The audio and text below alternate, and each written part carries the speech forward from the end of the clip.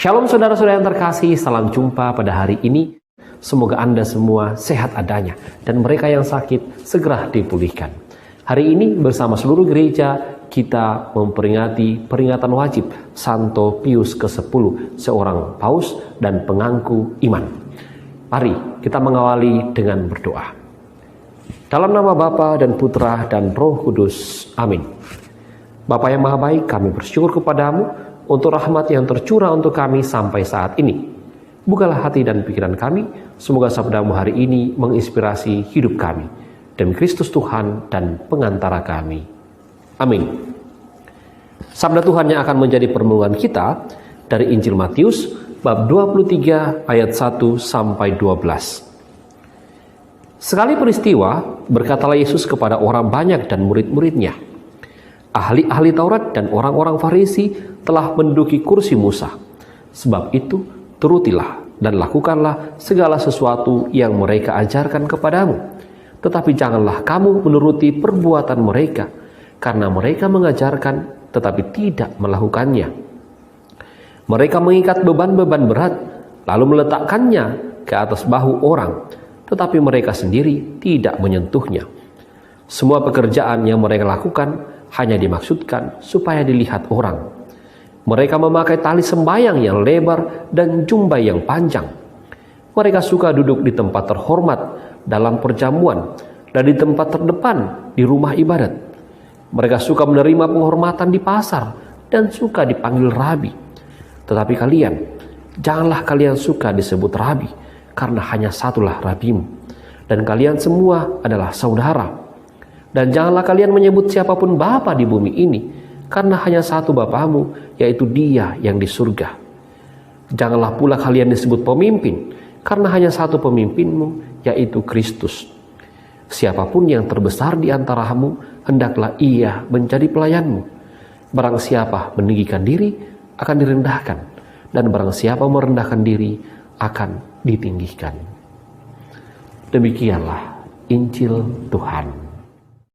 Saudara-saudara yang terkasih, ada satu kalimat yang menarik bagi saya dari Injil hari ini dan bisa menjadi bahan perenungan kita. Ketika Yesus mengatakan kepada para muridnya, siapapun yang terbesar di antara kamu, hendaklah menjadi pelayan. Yesus mengatakan itu sebagai bentuk kritiknya terhadap orang-orang Farisi dan ahli-ahli Taurat, pemuka-pemuka bangsa Yahudi pada saat itu yang tidak menjalankan perannya dengan baik. Mereka mengajar dengan sangat baik, tetapi mereka tidak melakukan apa yang mereka ajarkan. Mereka hanya meletakkan beban-beban yang sangat berat kepada orang-orang Yahudi saat itu. Intinya, mereka tidak melakukan tugasnya dengan sangat baik. Karena itulah, Yesus mengatakan, kalau di antara para murid ada yang menjadi pembesar, hendaklah ia menjadi pelayan. Maka mari kita renungkan apa yang dikatakan Yesus menjadi pelayan. Ada dua makna yang mungkin kita bisa jadikan inspirasi sabda Allah hari ini. Mengapa Yesus mengatakan menjadi pelayan? Yang pertama, dengan melayani akan tercipta keadilan sosial.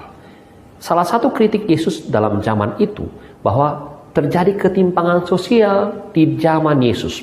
Para pemuka-pemuka bangsa Yahudi tidak menjalankan perannya dengan sangat bagus, sehingga mereka membebankan peran itu kepada orang Yahudi. Maka terjadi ketimpangan sosial.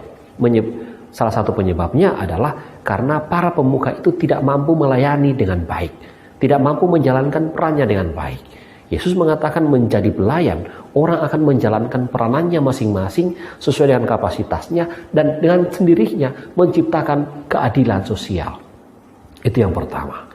Yang kedua, dengan melayani kita juga bisa menciptakan kesejahteraan bersama. Pada zaman Yesus, kritik sosial tentang keadilan dan juga tentang kesejahteraan bersama itu begitu sangat jelas. Orang tidak menjalankan peranannya dengan sangat baik. Seringkali juga orang tidak bisa menjalankan pekerjaan karena ada beberapa orang yang tidak menjalankan pelayanannya dengan sangat baik. Satu orang tidak melayani sehingga mengganggu pekerjaan orang lain. Dengan melayani, kita bisa menciptakan roda kehidupan dengan sangat bagus dan menciptakan kesejahteraan bersama. Panggilan kita sebagai murid Kristus adalah panggilan untuk melayani.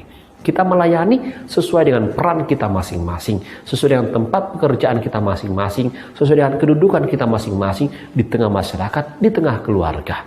Panggilan kita sekali lagi adalah panggilan melayani.